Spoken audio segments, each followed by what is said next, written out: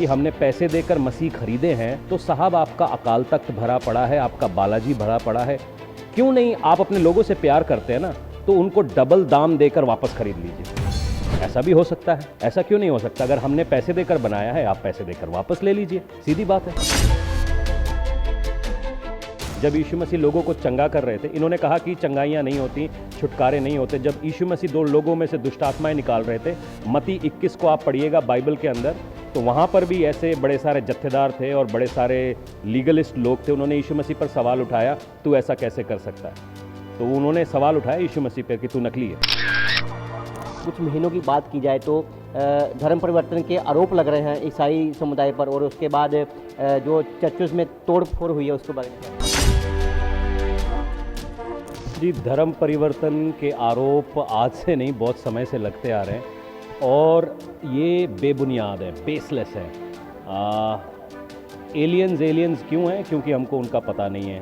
आप बाहर से कुछ भी सुन के, कुछ भी कह के, कुछ भी बोल सकते हैं और उस पर किसी की कोई रोक टोक नहीं है। ये एक बड़ी ही साजिश है, एक बड़ा ही कैंपेन जो है, बड़ा टारगेटेड कैंपेन चल रहा है पूरे ईसाई समाज के खिलाफ में। वो जो शिष्टमंडल मिला है, अगर आप उनके बैकग्राउंड को चेक करें, वो हैं कौन, उनको किसने ऑथराइज़ किया इस मिलने के लिए, आपस में मैं और आप मिलके तय कर देंगे एक कमरे में क्या हो रहा है, उसका कोई सर पैर नहीं है। इतने सारे विंग्स हैं क्रिश्चियनिटी के, आप एक आदमी को पकड़कर बोल दीजिए जी आइए और हमारे साथ बात करिए, तो मैं नहीं समझता ये कोई समझदारी की बात है। ये जस्ट एक बचकानी हरकत है मेरे हिसाब से। नकली पास्टर, और उन्होंने ये भी माना है धर्म परिवर्तन हो रहा है, ऐसी बात उन्होंने ही मानी। चमत्कार होते हैं क्या ईसाई धर्म में? बिल्कुल होते हैं जी। ਇਹਨਾਂ ਦਿਨੀ ਪੰਜਾਬ ਅੰਦਰ ਧਰਮ ਪਰਿਵਰਤਨ ਨੂੰ ਲੈ ਕੇ ਕਾਫੀ ਗਰਮਾ ਗਰਮੀ ਦਾ ਮਾਹੌਲ ਬਣਿਆ ਹੋਇਆ ਹੈ। ਬੀਤੇ ਸਮੇਂ ਦੀ ਗੱਲ ਕੀਤੀ ਜਾਵੇ ਤਾਂ ਜੰਡਿਆਲਾ ਦੇ ਡਡੂਆਣਾ ਵਿੱਚ ਵੀ ਝੜਪ ਹੋਈ ਸੀਗੀ, ਤੇ ਉਸ ਤੋਂ ਬਾਅਦ ਪੱਟੀ ਵਿੱਚ ਵੀ ਚਰਚ ਜਿਹੜੀ ਉਹ ਤੋੜ ਦਿੱਤੀ ਗਈ ਸੀ। ਤੇ ਬੀਤੇ ਕੱਲ੍ਹ ਦੀ ਗੱਲ ਕਰੀਏ ਤਾਂ ਇੱਕ ਸ਼ਿਸ਼ਟ ਮੰਡਲ ਜਿਹੜਾ ਕਿ ਸ਼੍ਰੀ ਅਕਾਲ ਤਖ਼ਤ ਸਾਹਿਬ ਦੇ ਜਥੇਦਾਰ ਨੂੰ ਮਿਲਿਆ ਸੀਗਾ, ਤੇ ਇੱਕ 10 ਮੈਂਬਰੀ ਕਮੇਟੀ ਜਿਹੜੀ ਕਿ ਬਣਾਉਣ ਦੀ ਗੱਲ ਆਖੀ ਗਈ ਸੀਗੀ, ਪਰ ਉਸ ਦੌਰਾਨ ਜਿਹੜਾ ਕਿ ਈਸਾਈ ਸ਼ਿਸ਼ਟ ਮੰਡਲ ਸੀਗਾ ਉਹਨਾਂ ਵੱਲੋਂ ਆਖਿਆ ਗਿਆ ਸੀਗਾ ਵੀ ਨਕਲੀ ਪਾਸਟਰ ਤੇ ਪਖੰਡੀ ਪਾਸਟਰਸ 'ਤੇ ਕਾਰਵਾਈ ਜਿਹੜੀ ਉਹ ਕੀਤੀ ਜਾਵੇਗੀ। ਤਾਂ ਗੱਲ ਕਰ ਲੈਂਦੇ ਹਾਂ ਸਾਡੇ ਨਾਲ ਪਾਸਟਰ ਟੀ ਬਖਸ਼ੀ गुरदासपुर धालीवाल तो ने, उन्होंने गल कर लेते हैं। सर, कैसा माहौल चल रहा है पंजाब में? बीते कुछ महीनों की बात की जाए तो धर्म परिवर्तन के आरोप लग रहे हैं ईसाई समुदाय पर, और उसके बाद जो चर्चों में तोड़ फोड़ हुई है उसके बारे में क्या कहना? जी, धर्म परिवर्तन के आरोप आज से नहीं, बहुत समय से लगते आ रहे हैं और ये बेबुनियाद है, बेसलेस है। एलियंस क्यों हैं? क्योंकि हमको उनका पता नहीं है। आप बाहर से कुछ भी सुन के, कुछ भी कह के, कुछ भी बोल सकते हैं और उस पर किसी की कोई रोक टोक नहीं है। ये एक बड़ी ही साजिश है, एक बड़ा ही कैंपेन जो है, बड़ा टारगेटेड कैंपेन चल रहा है पूरे ईसाई समाज के खिलाफ में और बस मैं इतना ही कहना चाहूँगा, ये बेसलेस है। पर आप तो बेसलेस बोल रहे हैं, पर जो ईसाई शिष्टमंडल, उच्च स्तरीय शिष्टमंडल मिला है, उन्होंने खुद माना है धर्म परिवर्तन हो रहा है और इसे रोकने की ज़रूरत है।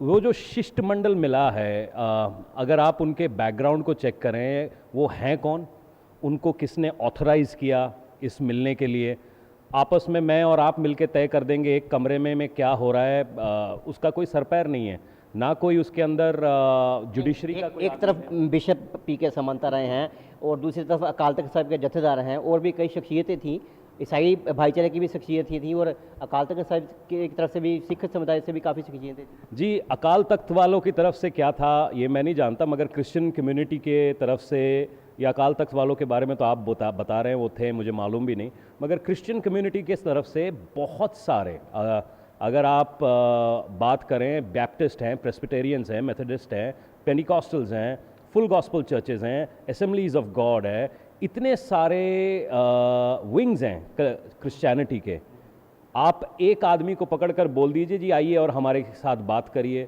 तो मैं नहीं समझता ये कोई समझदारी की बात है। ये जस्ट एक बचकानी हरकत है मेरे हिसाब से। ये वो 4-5 आपस में लोग मिल गए और उन्होंने बात कर ली, तो आई डोंट थिंक सो उसकी कोई वैलिडिटी भी है। कोई मान्यता नहीं है आपकी नज़रों मेरे में? हिसाब से कोई मान्यता नहीं है। मेरे ख्याल से बहुत ही बचकाना काम किया गया है। पर उन्होंने माना है नकली पास्टर, और उन्होंने ये भी माना है धर्म परिवर्तन हो रहा है, ऐसी बात उन्होंने ही मानी है। देखिए, सरकार बहुत डेटा इकट्ठा करती है सेंसस के ऊपर, करोड़ों रुपया लगाया जाता है, और हर बार जब हम पिछले 8 साल से देख रहे हैं जो ईसाई समुदाय है वो घटता जा रहा है 1.1%, 0.2% के हिसाब से। आप बोलिए धर्म परिवर्तन हो रहा है, तो वो आपके सेंसस में क्यों नहीं दिख रहा? आपके सेंसस में भी दिखना चाहिए। अगर आपके सेंसस में दिख रहा है तब आप बात करिए। वो तो आप हवा में बेबुनियादी बातें कर रहे हैं। अगर लोग पहले सो रहे थे, अब वो जाग गए हैं और वो कलीसिया में मिलने लग गए हैं, तो इसमें कोई बुरी बात नहीं है। तो उन्होंने ये बात भी करी है, एक सर्कुलर जारी किया जाएगा, पास्टर कैसे बनना है, कैसे बनते हैं पास्टर, उसके बारे में सर्कुलर जारी करने की बात की है। अब पास्टर कैसे बनते हैं, अब इसका क्या मैं आपको जवाब दूं? मेरी खुद की कहानी ऐसी है कि मैं एक हिंदू परिवार से हूं, और जब मैं 18-19 साल का था तब मैंने प्रभु यीशु मसीह को ग्रहण किया। मैं प्रभु यीशु मसीह के पीछे चलने लगा।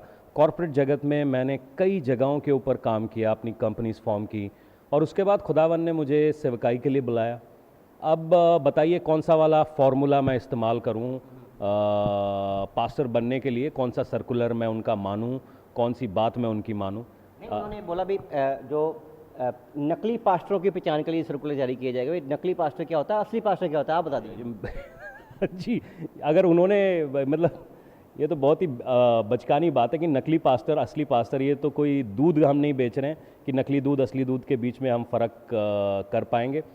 जहाँ तक अगर वो यूँ कहना चाह रहे हैं कि कुछ लोग जो मसीहत का नाम लेकर लोगों को बरगला रहे हैं, लूट रहे हैं, मैं उसके बिल्कुल ख़िलाफ़ हूँ। मसीहत एक प्रेम का धर्म है, एक प्रेम का रिलेशनशिप है, उसमें पैसे की कोई जगह नहीं है।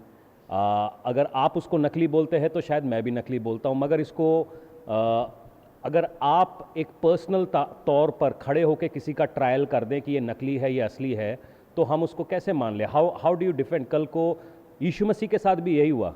जब यीशु मसीह लोगों को चंगा कर रहे थे, इन्होंने कहा कि चंगाइयाँ नहीं होती, छुटकारे नहीं होते। जब यीशु मसीह 2 लोगों में से दुष्ट आत्माएं निकाल रहे थे, मत्ती 21 को आप पढ़िएगा बाइबल के अंदर, तो वहाँ पर भी ऐसे बड़े सारे जत्थेदार थे और बड़े सारे लीगलिस्ट लोग थे। उन्होंने यीशु मसीह पर सवाल उठाया, तू ऐसा कैसे कर सकता है? तो उन्होंने सवाल उठाया यीशु मसीह पर कि तू नकली है। तो यीशु मसीह ने कहा कि मैं परमेश्वर की तरफ से आया हूँ, तभी मैं ये करता हूँ। चमत्कार होते हैं क्या ईसाई धर्म में? बिल्कुल होते हैं जी। आप कलीसिया में आइए, संडे को दिन हमारा चर्च लगता है, आप खुद आइए, खुद बैठिए, खुद देखिए, खुद देखिए, और उसके बाद आप खुद डिसाइड करिए। यहाँ पे आपको अभी थोड़े समय आप रुकिए, आपको खुद ही मिल जाएंगे जो सालों से नशे में थे, वो आज खुदा की इबादत कर रहे हैं। बहुत सारे लोग आपको बाहर मिल जाएंगे बैठे हुए हैं जो अभी गीत के लिए आए हैं। आप उनसे उनकी गवाहियाँ पूछिए, कैसे उनके ट्यूमर गायब हुए, कैसे उनकी ज़िंदगियाँ बदली। वो परमेश्वर कर रहा है, इसमें मैं कुछ नहीं कर रहा हूँ, खुदा कर रहा है। अक्सर यही आरोप लगते हैं, भोले भाले लोगों को प्रलोभन दिया जाता है, इसलिए वो अपना धर्म छोड़कर दूसरा धर्म अपना रहे हैं। क्या प्रलोभन दिया जाता है? ऐसे का प्रलोभन दिया जाता है, या कोई बीमारी हो उसको ठीक करने का प्रलोभन दिया जाता है? क्या बीमारी ठीक हो सकती है ऐसे? जी, मेरी तो हुई है, मेरी हुई बीमारी थी। मेरे शरीर में घाव थे, मेरे पेट के अंदर ऐसा दर्द था जिसके बारे में डॉक्टर्स को भी नहीं पता चल रहा था, और अब मेरी ज़िंदगी बहुत ही मुश्किल से जा रही थी। लोगों ने कहा कि इसके पाँव कटवा दीजिए, इतना बुरा मेरे को स्किन डिजीज़ था। ये पाँव आप मेरे पैर पे देख रहे हैं, आज खुदा की दया से मेरा स्किन एक बच्चे के जैसा है, प्रभु की दया से। तो मैं तो चंगा हुआ, मैंने किसी को पैसे नहीं दिए, मैं चंगा हुआ, और वही खुदा दूसरों को भी चंगा कर रहा है। तो इसमें दुखी होने की क्या बात है? लोग चंगे हो रहे हैं, खुशी मनाइए साहब। और जहाँ तक पैसे की बात है, मुझे तो किसी ने पैसा नहीं दिया, अगर मिल रहा है तो आप मुझे भी दिला दीजिए, नंबर 1। और अगर पैसे की बात है कि हमने पैसे देकर मसीह खरीदे हैं, तो साहब आपका अकाल तख्त भरा पड़ा है, आपका बालाजी भरा पड़ा है। क्यों नहीं आप अपने लोगों से प्यार करते हैं ना, तो उनको डबल दाम देकर वापस खरीद लीजिए।